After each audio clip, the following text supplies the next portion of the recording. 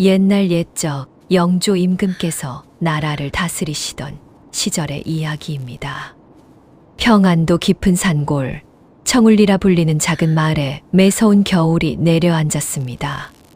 하늘은 낯빛으로 낮게 깔리고 눈보라는 사람의 눈을 뜨지 못하게 할 만큼 거세게 몰아쳤습니다. 그 거친 바람 속에 홀로 산을 오르는 여인이 한 명 있었습니다. 바로 윤서린이었습니다. 서리는 때 묻은 무명 솜저고리를 단단히 여미고 등에는 나무찜을 쥐고 있었습니다. 손은 트고 발은 동상으로 얼얼했지만 걸음을 멈추지 않았습니다. 마을 어귀에 자리한 서린의 집은 허름하기 짝이 없었습니다.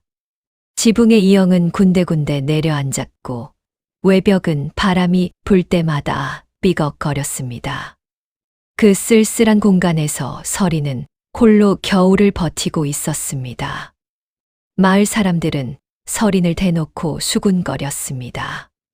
한때 번듯한 양반가의 며느리였다는 것을 모르는 이가 없었기 때문이었습니다.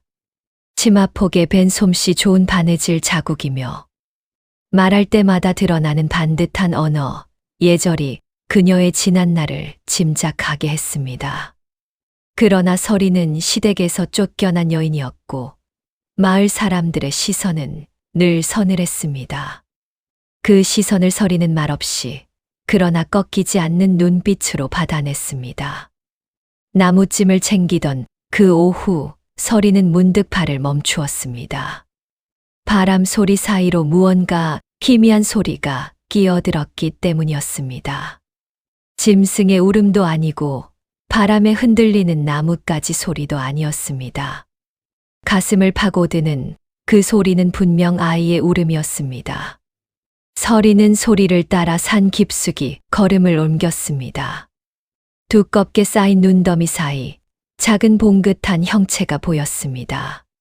손으로 눈을 헤치자 앙증맞은 얼굴이 드러났습니다. 5살 남짓한 사내아였는데 추위로 입술이 파래졌으면서도 두 눈만은 또렷하게 빛나고 있었습니다. 서리는 한참을 그 자리에 서 있었습니다.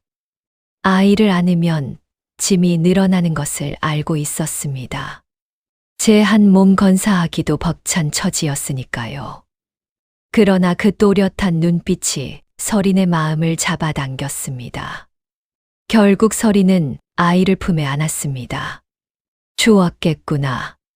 서린이 낮게 중얼거리자 아이가 또박또박 입을 열었습니다. 고맙습니다.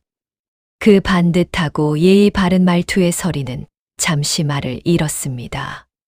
집으로 돌아온 서리는 아이의 옷을 살피다가 눈길이 멈추었습니다. 누빔저고리 안쪽으로 곱디고 온 비단이 덧대어 있었습니다. 평안도 산골에서는 좀처럼 보기 어려운 고급 직물이었습니다. 서리는 한동안 그 비단을 손가락으로 쓸어내리다가 천천히 고개를 들었습니다. 이 아이는 평범하지 않다는 것을 직감할 수 있었습니다. 아이는 이름을 묻는 서린의 말에 한동안 입을 다물고 있었습니다. 기억을 더듬는 듯 먼 곳을 바라보다가 결국 고개를 가로저었습니다. 서린은 억지로 캐묻지 않았습니다. 대신 아이의 눈빛처럼 맑고 고요한 이름을 마음속으로 골랐습니다. 그날부터 아이는 도하라 불리게 되었습니다. 도하는 낯선 환경에서도 흐트러지지 않았습니다. 서린이 내미는 것이면 무엇이든 두 손으로 공손히 받았고 어른 앞에서는 허리를 곧게 세웠습니다. 서린이 아궁이에 불을 지피면 도하는 조용히 옆에 앉아 그 온기를 받았고 군불 연기가 자욱해지면 살며시 창문 쪽으로 비켜 앉았습니다. 말수가 적은 두 사람은 그렇게 소리 없이 서로의 자리를 익혀나갔습니다. 서린이 처음 죽을 끓여 내밀었을 때였습니다. 도하는 김이 오르는 사발을 바라보며 잠시 멈칫했습니다. 마치 오랫동안 제대로 된 끼니를 받아보지 못한 사람처럼 손이 조금 떨렸습니다. 그러면서도 숟가락을 드는 모양새는 어디서 배웠는지 흐트러짐이 없었습니다. 서리는 그 모습을 보며 마음속 깊은 곳이 조여드는 느낌을 받았지만 아무 말도 하지 않았습니다. 마을 사람들의 시선은 곧 도하에게도 향했습니다. 서린의 집에 갑자기 나타난 아이의 정체를 두고 말들이 많았습니다. 서린은 아이를 되도록 바깥에 내보내지 않았고 장을 볼 때도 도하를 집 안에 두었습니다. 숨기려는 것이 아니라 지키려는 마음이었습니다. 어느 날 저녁 서린이 바느질을 하다 잠시 붓을 집어들어 글자 몇 자를 종이에 적어 놓은 것이 있었습니다. 물건 수량을 기록한 쪽지였는데 도하가 그것을 한 번 들여다보더니 고개를 들지 않고 조용히 말했습니다. 쌀 3돼, 콩 1돼, 소금 반 호비라 적혀 있습니다. 서린의 손이 멈추었습니다. 아이가 글을 읽는다는 것도 놀라웠지만 단 한 번 보고 그 내용을 소리 내어 읽어낸 것이 더욱 예사롭지 않았습니다.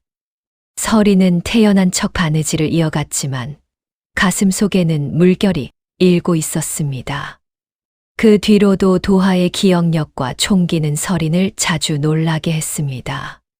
한 번 들은 이야기는 며칠이 지나도 또렷이 기억했고 처음 보는 글귀도 천천히 읽어냈습니다.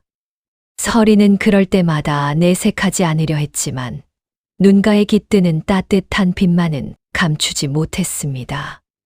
어느 사이엔가 도하는 서린을 어머니라 부르기 시작했습니다. 처음에는 망설이듯 입 안에서 굴리다가 이내 자연스럽게 입 밖으로 내뱉었습니다. 그 한마디가 서린의 가슴 한가운데를 조용히 건드렸습니다. 오래 비어있던 자리에 무언가 천천히 차오르는 느낌이었습니다. 그러나 밤이 되면 도하는 가끔 잠에서 깨어났습니다. 식은땀을 흘리며 작은 목소리로 무언가를 중얼거렸습니다. 큰 집이에요. 무서운 여인이 있는 곳이에요. 서린은 도하의 등을 가만히 쓸어내리며 더 캐묻지 않았습니다. 지난 날이 어떠했든 지금 이 아이 곁에 있는 사람은 자신이었습니다. 서린은 그것으로 충분하다고 스스로를 다독이며 다시 눈을 감았습니다. 청울리에도 봄 기운이 스며들 무렵 마을 서당을 이끄는 훈장 최만석이 서린의 집 앞에 나타났습니다. 나이 60을 바라보는 최만석은 평생 그를 벗삼아 살아온 사람으로 마을에서 학식과 인품을 두루 인정받는 인물이었습니다. 그날 최만석은 서린에게 빌려간 책을 돌려주러 왔다가 마당 한편에서 무언가에 열중하고 있는 도하를 발견했습니다. 도하는 땅바닥에 나뭇가지로 글자를 써내려가고 있었습니다. 한자 한자가 반듯했고 줄 간격조차 가지런했습니다. 최만석은 자신도 모르게 걸음을 멈추었습니다. 가까이 다가가 들여다보니 단순한 글자 나열이 아니었습니다. 서린이 어제 저녁 읽어준 이야기를 도하가 스스로 정리해 적어 놓은 것이었습니다. 최만석은 도하 앞에 쪼그려 앉아 몇 가지를 물어보았습니다. 수에 관한 것도 있었고 글의 뜻을 묻는 것도 있었습니다. 도하는 막힘없이 대답했습니다. 틀리는 법이 없었고 되묻는 일도 없었습니다. 최만석은 천천히 일어서며 서린을 바라보았습니다. 이 아이 제가 가르쳐도 되겠습니까?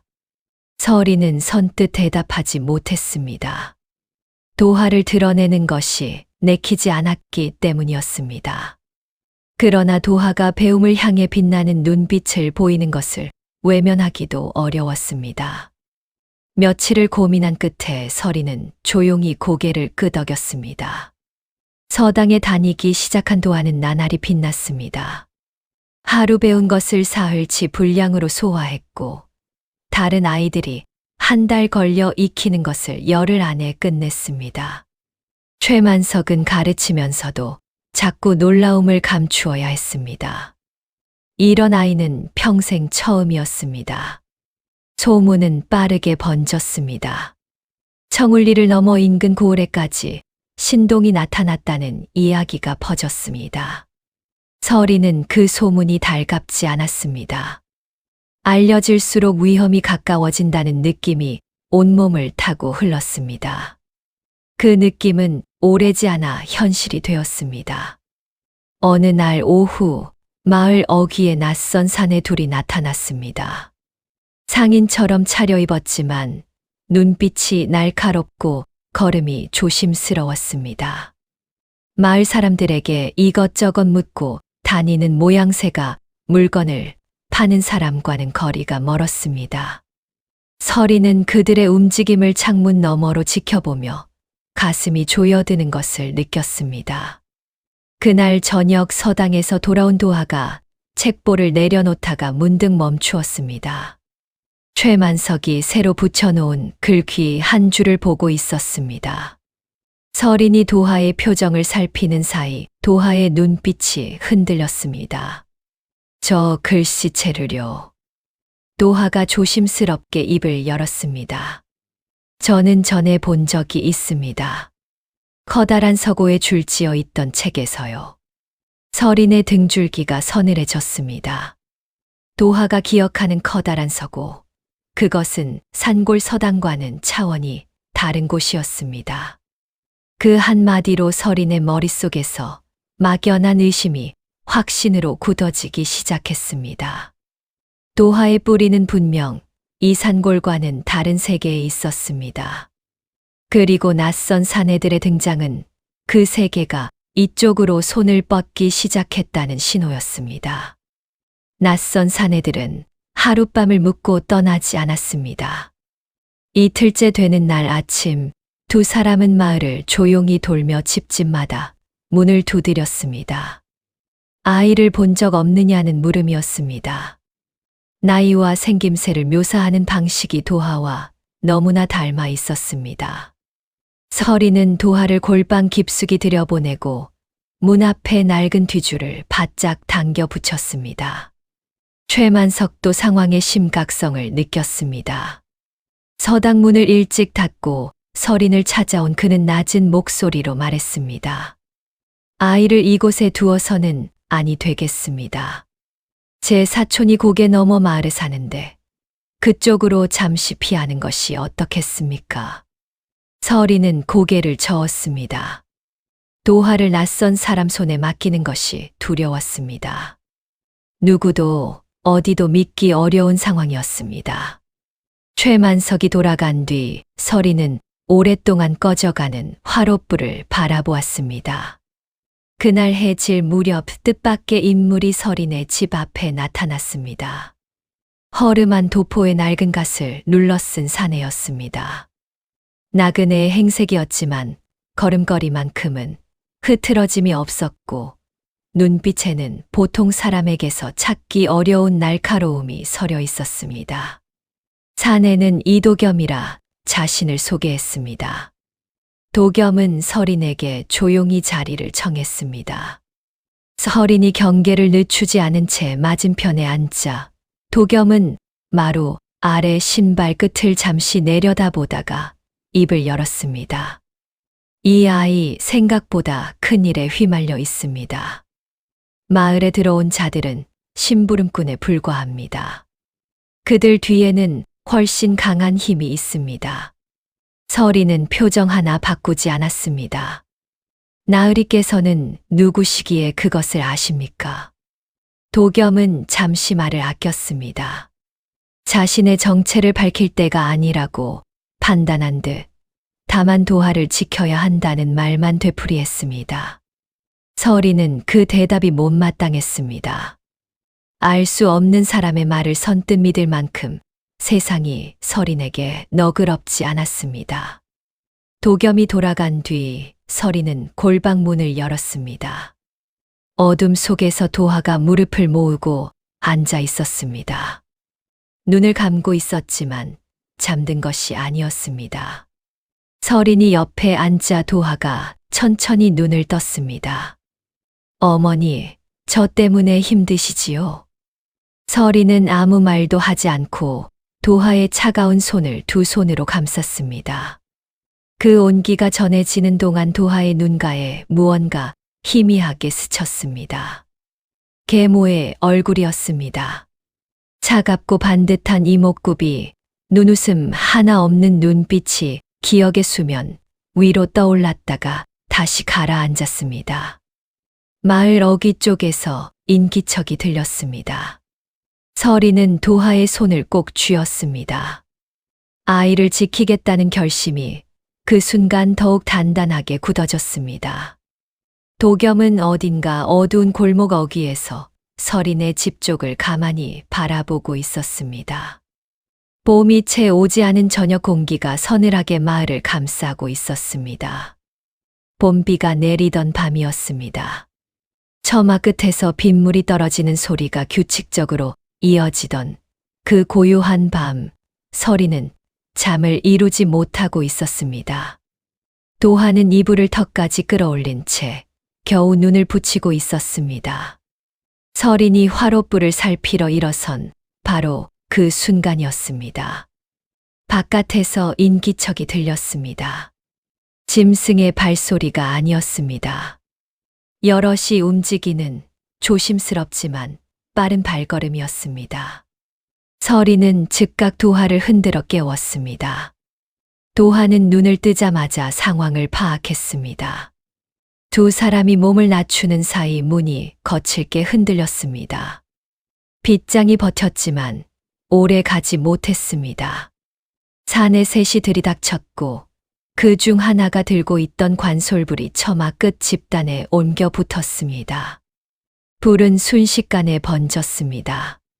서리는 앞으로 나서며 도하를 등 뒤로 밀었습니다. 이 집에 아이는 없습니다. 목소리는 떨렸지만 눈빛은 흔들리지 않았습니다. 사내 하나가 서린을 거칠게 밀쳐냈습니다. 서린은 문설주에 어깨를 세게 부딪히며 쓰러졌습니다. 불길은 이미 지붕 한쪽을 삼키고 있었습니다. 연기가 방 안을 채우기 시작했습니다. 그때 도하가 조용히 입을 열었습니다. 어머니 뒷벽 쪽 장독대 사이로 나갈 수 있습니다. 제가 먼저 보았습니다. 서리는 순간 멈칫했습니다. 아이가 피할 길을 먼저 살펴두고 있었던 것이었습니다. 서리는 도하의 손을 잡고 연기 속을 기어 뒷벽 쪽으로 이동했습니다. 장독대 사이의 틈은 좁았지만 두 사람이 몸을 비틀면 빠져나갈 수 있었습니다. 서린이 도하를 먼저 밀어내고 뒤따라 나오는 순간 사내 하나가 서린의 팔을 낚아채며 잡아당겼습니다. 서린은 이를 악물고 뿌리쳤지만 팔뚝에 깊은 상처가 남았습니다. 두 사람은 빗속을 달렸습니다. 집은 그 뒤로 불길에 무너지는 소리를 냈습니다. 서린이 달리다 다리에 힘이 풀려 쓰러지자 도하가 재빠르게 옆에 앉아 서린의 팔을 붙잡았습니다. 아이의 눈에서 빗물인지 눈물인지 모를 것이 흘러내렸습니다. 어머니 조금만 더 가셔야 합니다. 최만석의 집은 마을 안쪽 깊숙이 자리하고 있었습니다. 두 사람이 그 문을 두드리자 최만석은 아무것도 묻지 않고 안으로 들였습니다. 서린의 상처를 천으로 동여매며 최만석은 이마를 찌푸렸습니다. 그 사이 마을 몇몇 사람이 불구경을 하며 수군거렸습니다. 그러게 저 여인이 수상한 아이를 들인 탓 아니겠소. 우리에게 재앙이 옮겨올까 두렵소이다. 그 말이 서린의 귀에까지 닿았습니다. 서린은 고개를 숙인 채 입술을 꾹 다물었습니다. 쫓겨나고 외면당하고 이제 또 버려지는 느낌이었습니다. 그때 최만석의 집단 밖에서 낮은 목소리가 들렸습니다. 이도겸이었습니다. 도겸은 담 너머로 짧게 말했습니다. 두 분만으로는 더 이상 버티기 어렵습니다. 이제 저를 믿으십시오. 서린은 한동안 아무 대답도 하지 않았습니다. 도하가 서린의 소매를 살며시 잡아당겼습니다. 서리는 타오르다 꺼져가는 집 쪽 하늘을 바라보았습니다. 붉은 빛이 빗속에서도 희미하게 번지고 있었습니다. 추적의 발소리는 밤이 깊어질수록 더 가까워지고 있었습니다. 이튿날 새벽 최만석의 사랑채의 서린과 도겸이 마주 앉았습니다. 도하는 안채에서 잠이 들어 있었습니다. 도겸은 품속에서 접힌 종이 한 장을 꺼내 천천히 펼쳤습니다. 서리는 그것을 받아들고 눈을 내리깔았습니다. 한양에서 작성된 문서였습니다. 도겸이 며칠 동안 조사한 결과를 정리한 것이었습니다. 아이의 진짜 이름은 윤한결입니다. 한양 북촌에 자리한 명문가 윤참판 대개 적장자입니다. 서린의 손이 멈추었습니다. 윤참판이라면 모르는 사람이 없었습니다. 3대에 걸쳐 조정에 이름을 올린 집안이었습니다. 그 집안의 핏줄이 평안도 산골 눈더미 속에 버려져 있었다는 사실이 쉽게 믿기지 않았습니다. 도겸은 말을 이었습니다. 윤참판이 지난해 가을 갑작스러운 병으로 세상을 떠났고 그 뒤로 집안의 실권을 장씨 부인이 틀어쥐었다는 것이었습니다. 장씨는 윤참판의 후처로 들어온 여인으로 자신이 낳은 아들을 후계자로 세우려는 야심을 품고 있었습니다. 그 앞에 적장자 한결이 걸림돌이었습니다. 아이를 제거하려 했군요. 서린의 목소리는 낮았지만 떨림이 없었습니다. 도겸이 고개를 끄덕였습니다. 장씨 부인은 한결을 먼 곳으로 보내 흔적 없이 없애려 했고 그 과정에서 아이가 도망쳐 청울리까지 흘러든 것이었습니다. 서리는 천천히 종이를 내려놓았습니다. 그 기척에 안채 문이 조용히 열렸습니다. 도하가 아니 한결이 문지방에 서 있었습니다. 언제부터 듣고 있었는지 알 수 없었습니다. 아이의 표정은 놀랍도록 차분했습니다. 저도 이제 기억이 납니다. 한결은 방 안으로 걸어 들어와 서린 앞에 무릎을 꿇었습니다. 아버지의 서고 뒤뜰의 매화나무 그리고 저를 끌어내던 사내들의 얼굴도 기억납니다. 저를 버린 것은 어머니가 아니었습니다. 장씨 부인이었습니다.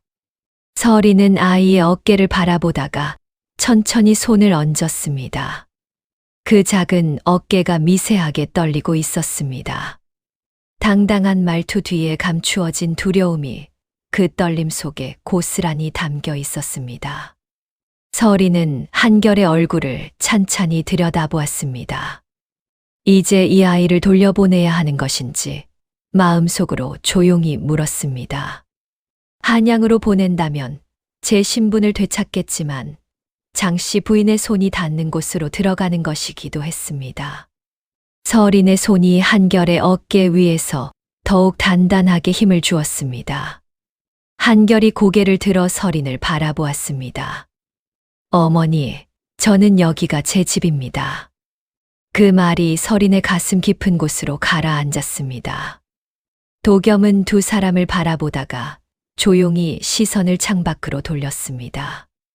봄볕이 마당을 따스하게 물들이고 있었지만 그 온기가 오래 이어지지 못할 것임을 도겸은 알고 있었습니다. 장씨 부인의 추적자들은 이미 청울리 바깥까지 범위를 좁혀오고 있었습니다.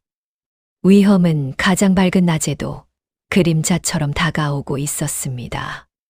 장씨 부인의 명령은 짧고 냉혹했습니다.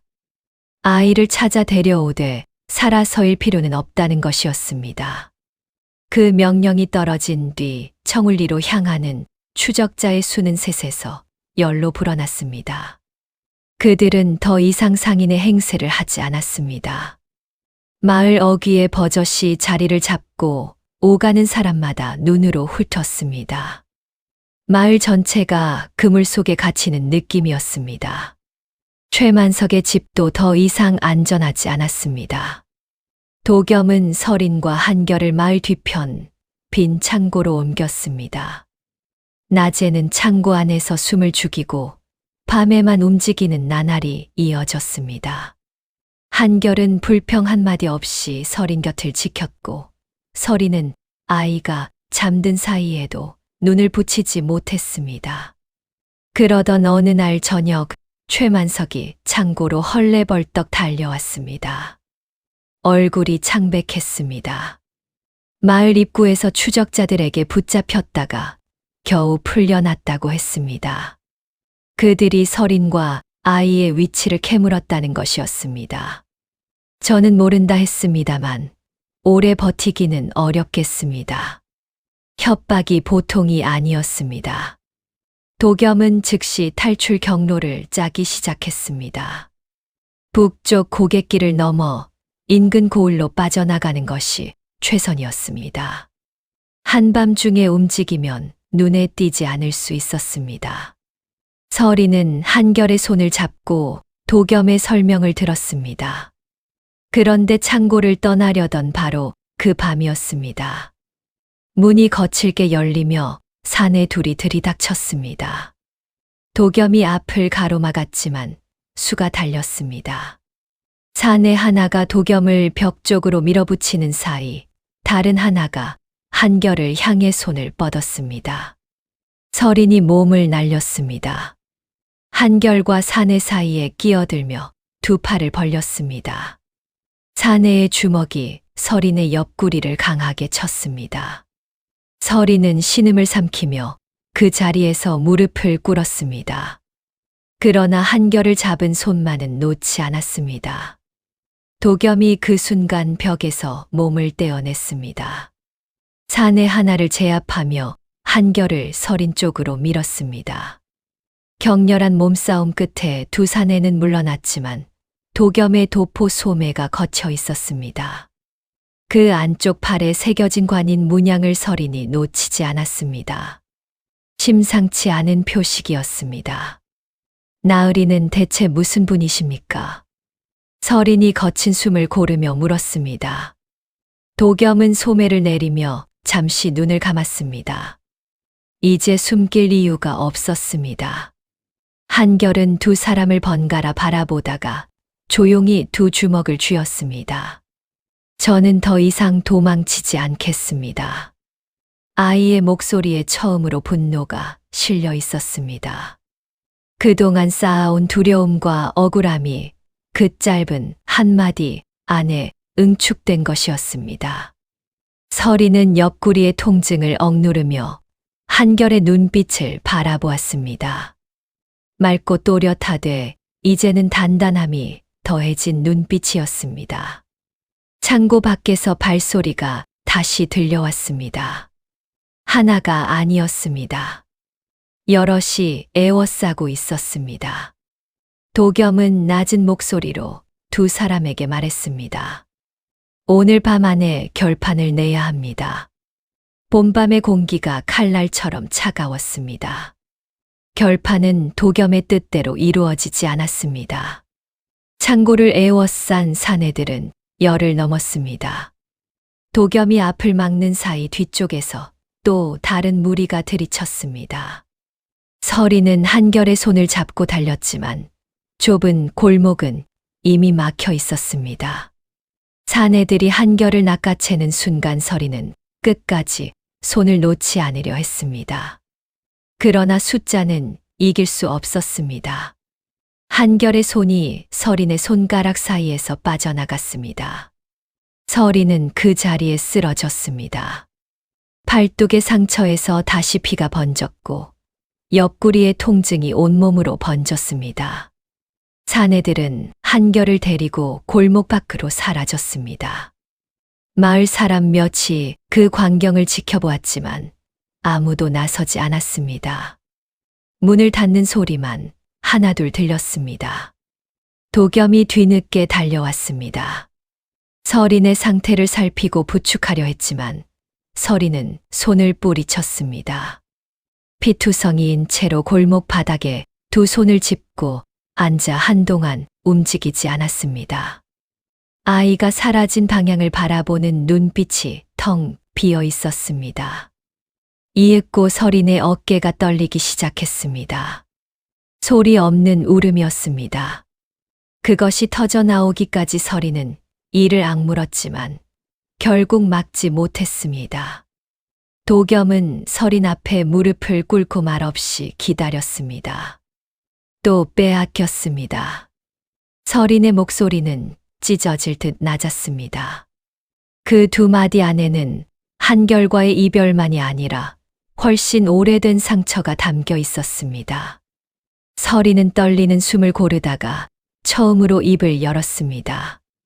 시댁에서 쫓겨나던 날의 이야기였습니다.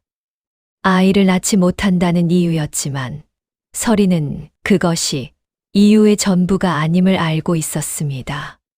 시댁의 뒤에는 혼인 전부터 서린의 집안을 눈의 가시로 여기던 권력가가 있었고 서린의 아버지가 그 권력가와 맞선 뒤로 집안이 무너지기 시작했습니다. 쫓겨남은 예고된 일이었습니다. 그리고 서린은 그 이후로 누구도 믿지 않는 법을 배웠습니다. 도겸은 조용히 듣다가 천천히 눈을 가늘게 떴습니다. 서린 낭자의 시댁을 무너뜨린 권력가, 그 이름이 혹창씨 가문과 연결되어 있지는 않습니까? 서린의 눈빛이 흔들렸습니다. 생각해 본 적 없던 연결이었습니다. 그러나 말을 꺼내는 순간 기억 속 몇 가지 장면이 겹치기 시작했습니다. 시댁 어른들이 두려워하던 이름, 혼인 전 아버지가 낮은 목소리로 나누던 대화, 쫓겨나던 날 멀리서 지켜보던 낯선 사내의 얼굴. 서린은 손바닥으로 차가운 바닥을 짚으며 눈을 감았습니다. 그 시각 한결은 장씨 부인 앞에 끌려가 있었습니다. 장씨 부인은 교자상 너머로 한결을 내려다보았습니다. 차갑고 단정한 얼굴이었습니다. 눈매는 날카로웠고 입가에는 아무런 감정도 없었습니다. 손을 들어 옆에 선 사내에게 짧게 말했습니다. 내일 새벽 전에 끝내거라. 한결은 두 손이 묶인 채로 장씨 부인을 올려다보았습니다. 두려움이 없다 하면 거짓말이었습니다. 그러나 한결은 고개를 숙이지 않았습니다. 아버지에게서 물려받은 눈빛이 흔들리지 않고 장씨 부인을 마주하고 있었습니다. 봄밤은 깊어가고 있었습니다. 서린과 도겸이 일어서는 소리가 골목 어둠 속에서 낮게 들렸습니다.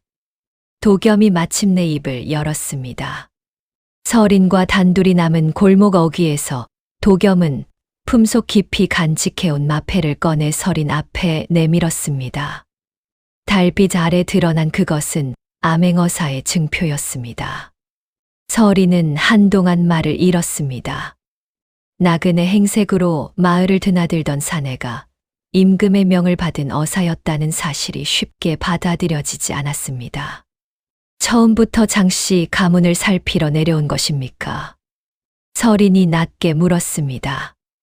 도겸은 고개를 끄덕였습니다. 장씨 가문이 지방과 나와 결탁하여 조세를 가로채고 백성의 땅을 빼앗아 왔다는 고변이 한양에 닿았고 도겸은 그 진상을 밝히라는 명을 받고 내려온 것이었습니다. 그러던 중 한결의 행방이 그 사건과 맞닿아 있음을 알게 되었습니다.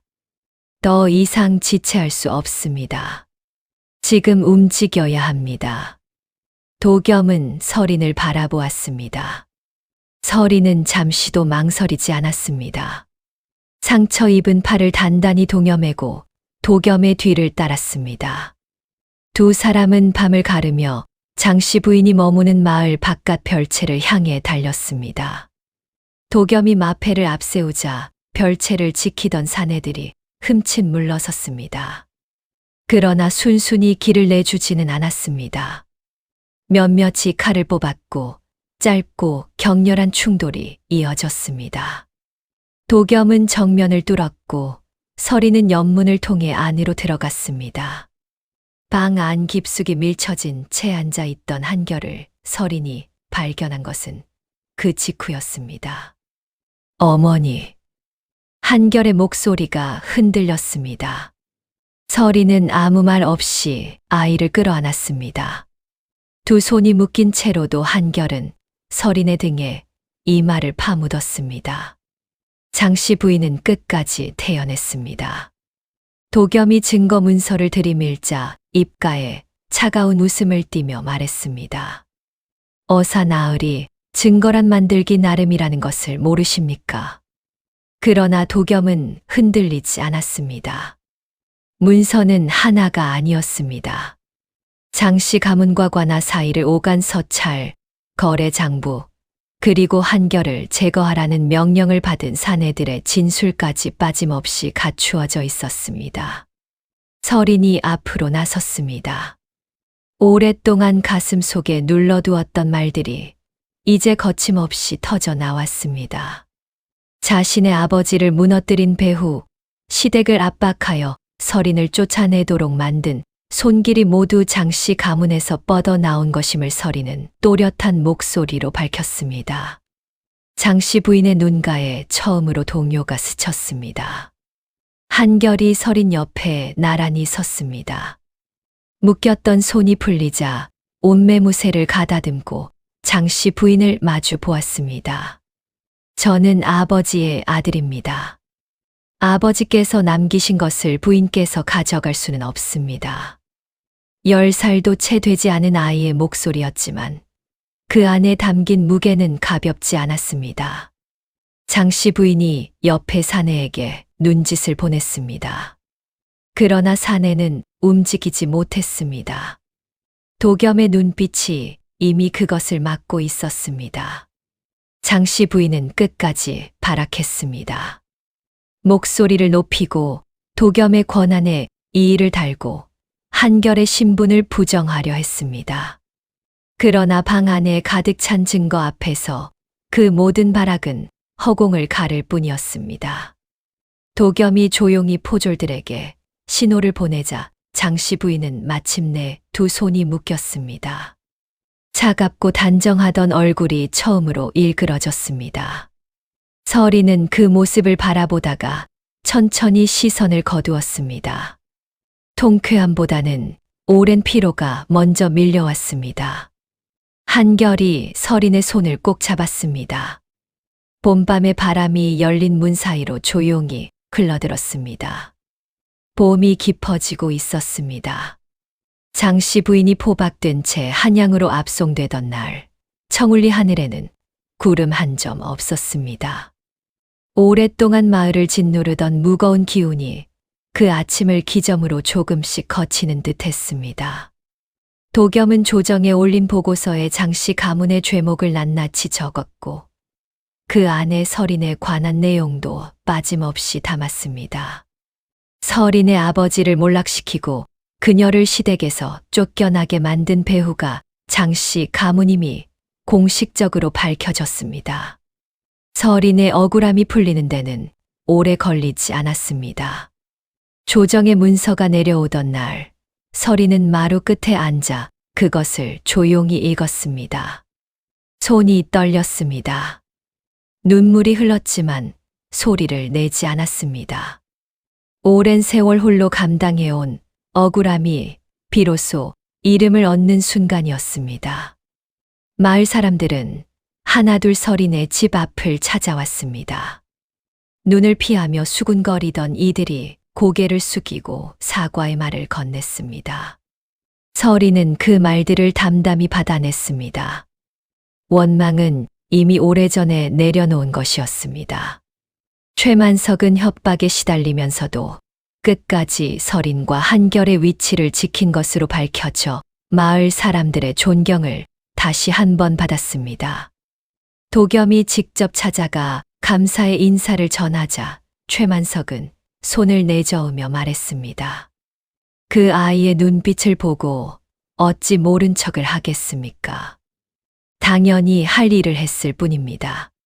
한결은 정식으로 윤참판 댁의 적장자로 신분이 회복되었습니다.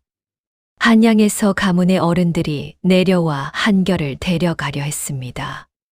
한결은 그들을 공손히 맞으면서도 한 가지를 분명히 했습니다. 설인을 두고는 떠나지 않겠다는 것이었습니다.